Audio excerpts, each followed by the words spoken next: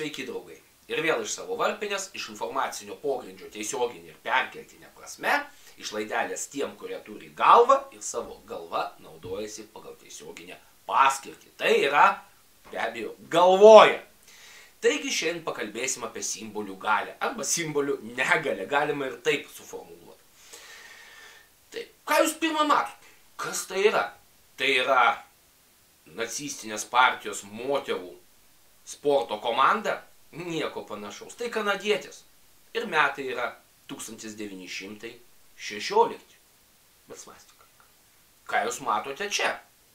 Tai yra nacionalbolševikų emblema? Nieko panašaus. Tai 20 metų raudonosios armijos buriatų dalinių ševronas. O čia ką matot? Tai yra Luftwaffe lėktuvas? Nieko panašaus. Tai eskadrilės, amerikiečių eskadrilės Lafayette lėktuvas su svastikos simboliu. Ir naudota tai buvo nuo 1926 metų iki 1941 metų. Ir 1941 metais tas svastikos ženklas buvo panaikintas vien tik tai dėl to, kad buvo aišku, kad karas su Vokietija yra neišvengiamas ir lakūnai turėjo nors atskirti, ką šaudyti, kad netyčia nepataikyti savos. Taigi, štai jums simbolis. Plačiai naudotas. Naudotas visų pagonių kultūrų, ar tai slavų, ar tai baltų, ar tai germanų. Plačiai naudotas ir būtų jis naudojamas po šiai dieną. Jeigu nepasipainiotų vienam austrų dailininkui po kojomis. Pasipainiojo, panaudojo. Dailininko performansas baigėsi labai liūdnai, žinom kaip. O kai jis baigėsi liūdnai, tai simbolio naudojimas tapo nebeįmanomas. Blogio simboliu patapo. Ir šiandien gali svastiką naudoti, nebent indai arba kiti ten gyventojai Pietryčių Azijos arba Japonijos gali naudoti, nes tai yra jau labai giliai į tradiciją ėjęs simbolis ir nieks tų bažnyčių, tų šventyklų, atsiprašau, negriaus. Tai yra faktas. O mes jau, pavyzdžiui, tokio naudot kaip ir negalim. Nors ir lietuviškoj tradicijoj, pavyzdžiui, tautinių juostų pynimo tradicijoj, ornamentikoj lietuviškoj svastika vienas iš pagrindinių būdavo visą laiką elementų. Tačiau geriau šiais laikais daugelis nenaudosiu, kad tiesiog nesiaiškint su kiekvienu kvailiu, kad neturėjau aš omeny austrų dailininką, o aš naudojau tik baltiškus simbolius. Taigi, atsitinka kartais taip, kad simbolis teigiamas, bet krūvį įgauna ant tiek neigiamą, kad tolesnis naudojimas jo tampa nebeįmanomas. Yra ir kitas variantas, kuomet reikia sukurti naują simbolį, kad suvienyt senus. Kryžius. Krikščioniškas kryžius. Atrodytų, buvo naudojamas nuo pat krikščionybės atsiradimo. Nieko panašaus. Krikščionių bendruomenės naudojo vienas iš seniausių simbolių. Žuvelę, inkarą, ėriuką, balandį, erelį, net pelikaną. Tačiau niekaip ne kryžių. Krikščionim, ankstyviam tai būtų siaubas, kad jie turi garbinti žudymo įrankį. Įrankį, kurio pagalba buvo nužudytas religijos įkūrėjas. Tačiau atėjo laikas. Imperatorius Konstantinas įtikėjo, nors to įtikėjimu, aš tikiu, įtikėjimu tikiu, gerai skamba, ne? Nedaugiau negu religingumų aukštosios mokyklos darbuotojas ir dėstytojas religingumu. Bet taip atsitiko, kad religija, krikščioniška religija pradėta buvo formuoti administracinėmis priemonėmis, buvo greitai atrinkta, kas iš doktrinos yra paranku valstybei, imperatoriui ir valdančiai. Tai daugumai, kaip dabar pasakytų, kas neparanku buvo atmesta, išmesta už borto ir kilo būtinybė sugalvoti kažkokį tai vienijantį simbolį. Ir būtent kryžius juo ir tapo.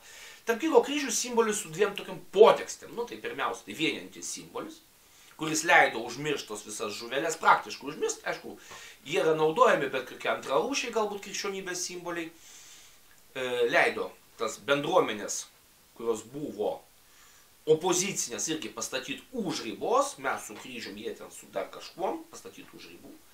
Ir dar yra dar viena potekstė, tai yra, kaip jūs suprantat, kad tai yra mirties, tai yra galios, tai yra egzekucijos simbolis. Tokia potekstė, kurią aš pavadinčiau, jūs, aišku, tikėkit tom, ko norit, bet nepamirškit, kad jeigu stosit prieš imperatorių, štai jums kas bus. Nu, tokia mano bent jau versija yra paskutinės potekstės. Taigi, kryžius, jis suvienijo, leido užmiršti krūvos krikščioniškų bendruomenių simbolius, suvienijo ir dabar šitas simbolis kaip ir yra daugiausiai žinomas. Kartais simboliai gimsta visiškai sintetiniai. Nu, sakykime, ten kūris pjautuvas, tarkim. Oi, daugiau tokių simbolių yra. Iš tikrųjų, sintetinio simboliaus pavyzdys iš tikrųjų mūsų trispalvė. Ji gimė kaip sintetinis simbolis. Basanavičiaus idėja buvo naudoti raudoną vėliavą su vyčio ženklu. O trispalvė tai buvo vienas iš variantų, o variantų buvo daugiau spalvų derinių, tačiau logika buvo tokia. Pirmiausiai, pagaminti vyčio vėliavą pakankamai sudėtinga, o vėliavų reikėjo. Antras dalykas, raudona vėliava raudona spalva jau turėjo neigiamą tokį krūvį, nes buvo 1905-1906 metų jau buvo revoliucija vykus, po raudonom vėliavom. Ir tai buvo vėliava komunistų, tai buvo vėliava bolševikų vėliau. Ir be abejo, raudona spalva kėlė jau tokią alergiją. Todėl sugalvota buvo vėliava. Tiesa, ji turėjo būti pradžioj žaliai raudona, turėjo būti. Šiek tiek savo spalvų derinių primint mažosios Lietuvos vėliavą. Ir vėliau, tarp kitko, prie to derinio buvo sugrįžta, aš tą vėliau gal papasakosiu.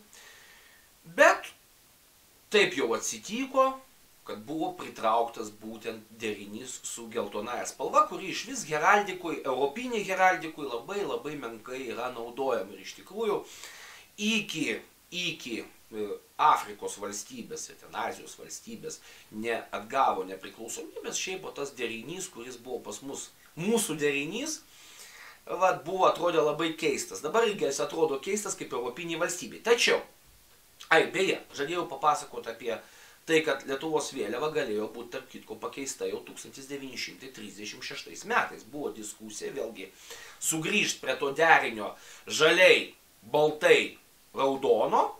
Ir iš esmės tai būtų buvusi vėliava atvirkštinė Italijos vėliavai. Nedaug trūko, būtų taip atsitikę. Vėliau, tarp kitko, derinys raudona, balta, žalia. Jis paskui atgimė LTSR, tarp kitko, vėliavui. Ten ilgai jie negalvojo, kuom pakeis trispalvę. Paėmė irgi tos derinius, kurie daugmaž buvo kažkada svarstomi ir padarė tą sovietinę vėliavą. Tačiau, kas dėl trispalvės? Neskubėkit mėtyt akmenų į monitorių. Trispalvė įgavo istorinį kontekstą. Per 20 amžių sukurta trispalvė įgavo istorinį kontekstą. Tai yra laisvės kovų vėliava, tai yra rezistencijos vėliava, tai yra disidentų vėliava, tai yra vėliava, kuri buvo alternatyva, tai LTSR vėliava. Ir ką mes turim? Tai mes turim dabar, galim džiaugtis, mes turim dvi vėliavas, tai yra valstybinė vėliava trispalvė ir turim senąją LDK laikų aliuzijas turinčią vėliavą su vyčiu. Viskas labai puiku. Tai yra kontekstas istorinis abiejose vėliavose jau yra. Tai štai, kaip jūs manot, kur aš suku? Kiekvienais metais, paskutinius kelerius metus, artėjant sausio 13-ąjai, įsiplėskė diskusija. Diskusija dėl simbolių. Mes puikiai žinom, kad praktiškai savaime buvo prigijęs simbolis, kuris asocijuojasi su sausio 13, tai yra laisvės liepsna. Plačiai žinomas simbolis, jūs jį puikiai žinot. Ir štai staiga kažkam pasidarė jis nemielas. Ir buvo, kas atsirado? atsirado neužmirštuolė. Visiškai tuščioj vietoj. Nu, dabar mes jau žinom, kad neužmirštuolės simbolis, jis naudojamas Alzheimerio ligos bendruomeniai, toliau masonų simbolis, pagerbti žuvusius masonus per Antrą pasaulinį karą, armėnų genocido jis yra tarp kitko simbolis. Daug yra ten variantų, gana plačiai naudojamas, bet nieko bendro su Lietuva jis neturi, absoliučiai nieko bendro neturi.